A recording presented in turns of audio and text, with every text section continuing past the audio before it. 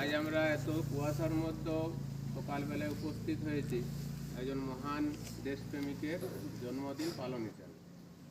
ওনার সম্পর্কে বলার তো কিছু নেই, যা বলেছেন আমাদের শ্রদ্ধেয় আমাদের কবিরাজ স্যার যেটুকু বলেছেন প্রায় সমস্তটাই বলা হয়েছে। এখন মূল কথা হচ্ছে যে আমরা এইসব দিবসগুলো পালন করি কেন? যে স্কুলে আসবো, বিস্কুট খাবো, একটু জাতীয় সঙ্গীত করব, বা দু একজন মাস্টারমশাই কিছু বলবে, এই করে বাড়ি চলে যাব, তার জন্য তো নয়। আমরা সুভাষচন্দ্রকে মনে রেখেছি কেন? তার কাজের জন্য, তার অবদানের জন্য। কথা চলে যায় কিন্তু তার সৃষ্টিটা রয়ে যায়, তাই তো?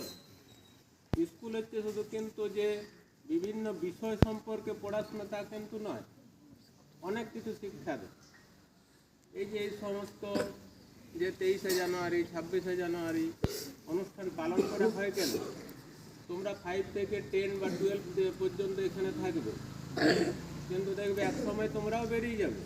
আমরাও দেখো, তোমরা যারা এখন 10-এ পড়ছো দেখেছো অনেক শিক্ষক শিক্ষিকায় কিন্তু বেরিয়ে গেছে, তাই তো? তোমরাও একদিন বেরিয়ে যাবে।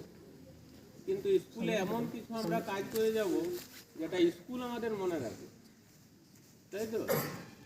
এখনও যারা প্রাক্তন প্রধান শিক্ষক মশাই, যিনি কিছুদিন আগেই মারা গেছেন, তাকে সবাই মনে রেখেছে তার কাজের জন্য।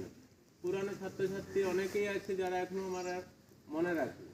তাহলে এমন কিছু কাজ করব না যাতে স্কুলের বদনাম হয়, স্কুল সবাই আমাকে খারাপ করে দেখে, সেরকম কাজ করব না। এমন কাজ করব যেটা স্কুল আমাকে মনে রাখে, যে আমি বেরিয়ে গেলেও 50 বছর বাদেও আমাকে মনে রাখবে স্কুল, যে এইখানে